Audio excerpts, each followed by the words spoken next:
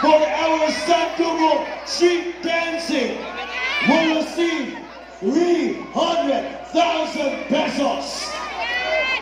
And these girls too.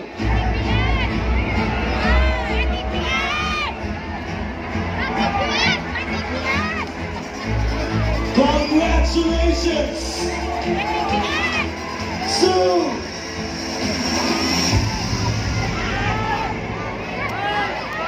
Katiglan!